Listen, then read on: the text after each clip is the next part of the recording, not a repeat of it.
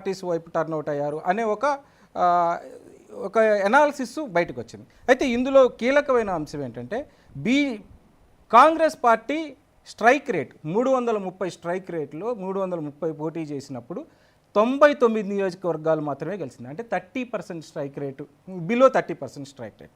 In fact అదే Congress party అన్ని నియోజకవర్గాల్లో, మిగతా నియోజకవర్గాల్లో అంటే ఎస్సీ నియోజకవర్గాలు 84 ఎస్సీ నియోజకవర్గాల్లో కాంగ్రెస్ పార్టీ పోటీ చేసిన సంఖ్య 25. ఈ 25లో కాంగ్రెస్ పార్టీ 19 నియోజకవర్గాలు గెలిచింది. అంటే 70% స్ట్రైక్ రేట్తో ఎస్సీ నియోజకవర్గాల్లో గెలిచింది. అంటే ఓటు షిఫ్ట్ అయ్యింది. భారతీయ జనతా పార్టీ ఎప్పుడైతే రాజ్యాంగాన్ని మారుస్తాము అని చేసిన వ్యాఖ్య ఈ మొత్తం దళితులని కాంగ్రెస్ వైపు మార్చింది అనేది ఒక ఎనాలిసిస్. దీని మీద మీ అభిప్రాయం ఏంటి?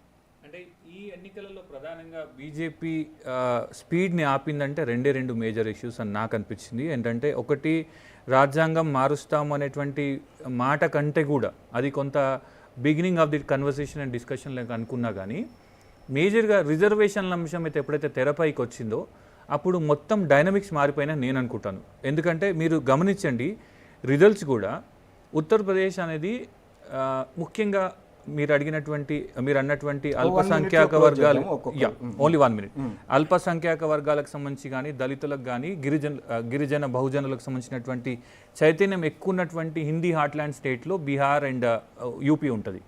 యాదవులు రాష్ట్రాన్ని వెళ్ళినటువంటి పరిస్థితి ఉండే. ఎప్పుడైతే మీరు రిజర్వేషన్ల పైన ఒక ఫియర్ ఫ్యాక్టర్ని ప్రజలలో సక్సెస్ఫుల్గా పంపించగలిగిరో దాన్ని కౌంటర్ చేయడానికే బీజేపీ అగ్రనేతలు ఇంక్లూడింగ్ ప్రధానమంత్రితో సహా వివరణ ఇచ్చుకోవడము, 4-5 రోజులు ప్రయత్నం చేయడము, మాట్లాడము, రకరకాల ప్రయత్నాలు చేసినారు.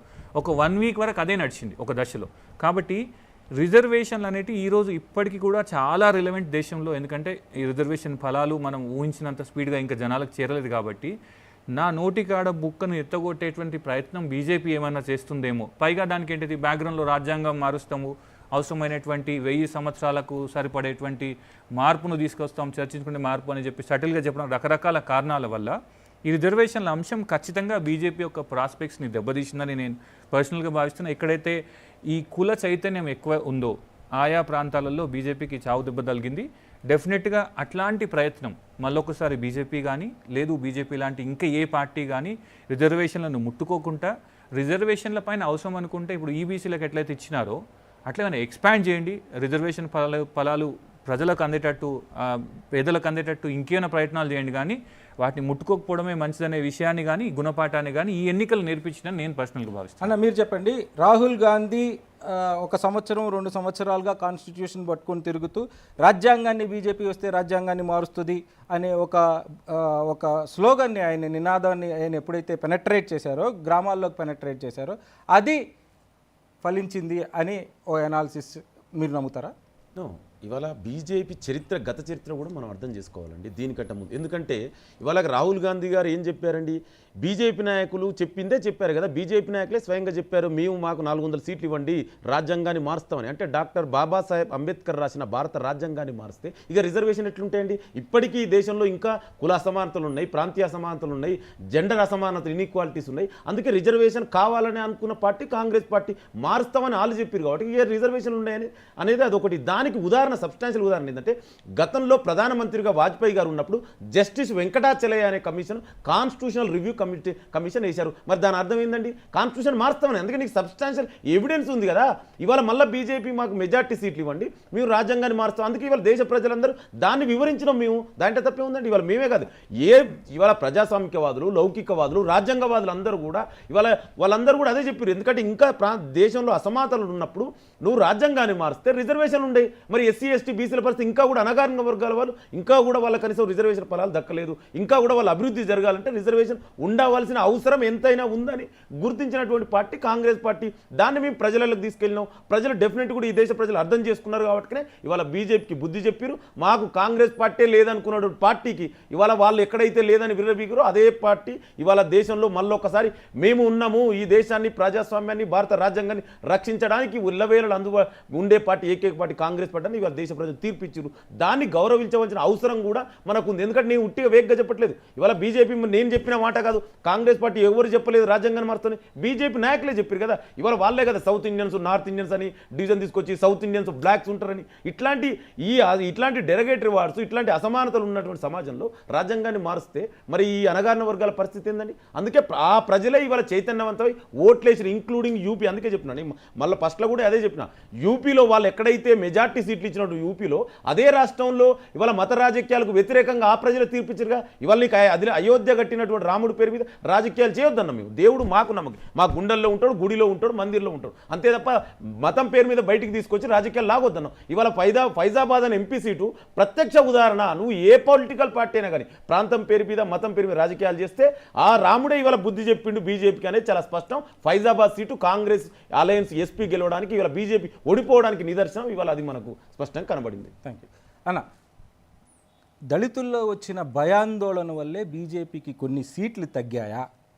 ఈ నరేటివ్ భారత రాజ్యాంగాన్ని మారుస్తారు బీజేపీ మళ్ళీ గెలిస్తే అన్న నినాదమే బీజేపీని కొద్దిగా డౌన్ఫాల్ అవ్వడానికి కారణమా? నిజం చెప్పులు వేసుకునే లోపే అబద్ధము ఊరంతా తిరిగి వస్తాడ. ఒక గట్ల కాంగ్రెస్ ప్రభుత్వం చేసినటువంటి ఏదైతే ఫేక్ ప్రాపగాండ ఉందో అది సక్సెస్ఫుల్గా కాంగ్రెస్ డెలివరీ చేయగలిగింది, ఏదైతే ఫేక్ ప్రాపగాండనో.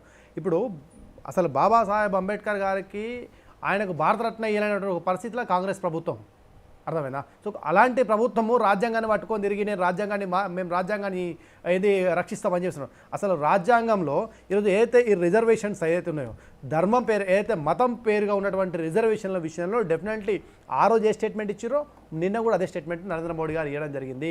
మతం ఆధారంగా జబ్ తక్ మోదీ జిందా హే తబ్ తక్ మతం ఆధారంగా జరిగేటటువంటి ఏదైతే ఇవి ఉన్నాయో వాటన్నిటినీ కూడా మేము యాక్సెప్ట్ చేయమని చెప్పాడు. సో అంతే తప్ప మేము రాజ్యాంగాన్ని మారుస్తామంటే రాజ్యాంగంలో డెఫినెట్గా మార్పులు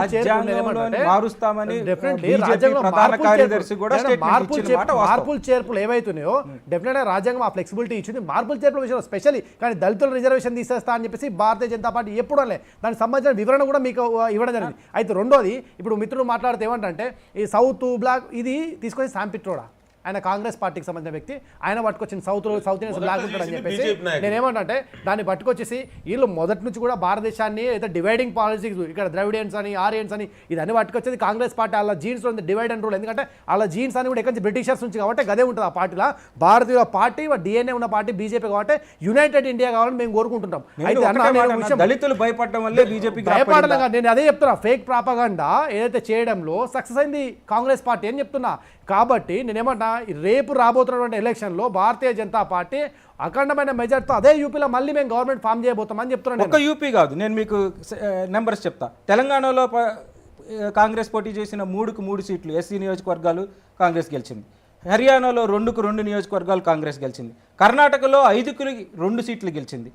కేరళలో 2 సీట్లకు గాను 1 సీటు గెలిచింది. మహారాష్ట్రలో 5 సీట్లు పోటీ చేస్తే 4 సీట్లు గెలిచింది. రాజస్థాన్లో 4 సీట్లు పోటీ చేస్తే 3 సీట్లు గెలిచింది.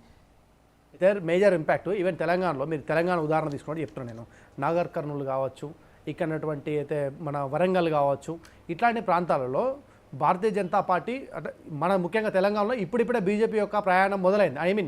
ఒక మంచి ఎమర్జింగ్ స్థాయికి వచ్చేసింది. సో కాబట్టి డెఫినెట్లీ ఆడ కాంగ్రెస్ బలంగా ఉండి మొన్న అసెంబ్లీ జరిగిన ఎలక్షన్లో కూడా వాళ్ళు మంచిగా గెలిచారు కాబట్టి ఆడ కాంగ్రెస్ వాళ్ళ విజయం సాధించడం అనడంలో ఎలాంటి సందేహం లేదు. అట్లా చాలా చోట్లలో కూడా మిగతా రాష్ట్రాల్లో లోకల్ ఉన్నటువంటి ఇష్యూస్ కారణంగా కావచ్చు, లేదా బీజేపీకి సంబంధించిన ఒక స్ట్రాంగ్ క్యాండిడేట్ లేని కారణంగా కావచ్చు జరిగి ఉంటుంది తప్ప బీజేపీకి దళితులు దూరమైనరు అనే మాట అవాస్తవం అని చెప్తున్నా. దళితులు బీజేపీకి దూరం కాలేదు. ఎందుకంటే ఈవెన్ పవన్ కళ్యాణ్ గారు ఓ రోజు మాట్లాడుతూ చెప్పారు. పవన్ కళ్యాణ్ గారు కూడా గతంలో ఆయన కూడా ఏంటంటే ఈ కాంగ్రెసా లేకపోతే నాన్ బీజేపీ పార్టీతో పోదాం అనుకున్నప్పుడు ఆయన ఒక విషయం వాళ్ళ పార్టీ శ్రేణులతో చెప్పాడు. భారతీయ జనతా పార్టీ కేవలం బాబాసాహెబ్ అంబేద్కర్ని ఏదో ఇట్లా ఏది పట్టుకొని తిరగట్లేదు, చెప్పట్లేదు. బాబాసాహెబ్ అంబేద్కర్ని గుండెలో పెట్టుకున్నది. వాళ్ళు నిజంగానే మోడీ యొక్క ఫాలోవర్సు. వాళ్ళు రెగ్యులర్గా ఏదైతే బాబాసాహెబ్ అంబేద్కర్ గారు కలలుగన్న భారతం ఉందో దానికి అనుగుణంగా బీజేపీ పనిచేస్తుంది. దళిత గిరిజన బహుజనులకు అనుకూలంగా భారతీయ జనతా పార్టీ పనిచేస్తుంది. గతంలో పనిచేస్తుంది, భవిష్యత్తులో పనిచేస్తుంది అన్న. థ్యాంక్ యూ అన్న, థ్యాంక్ యూ. ఈ హెల్దీ డిస్కషన్లో మీరు అందరూ పార్టిసిపేట్ చేసినందుకు థ్యాంక్ యూ.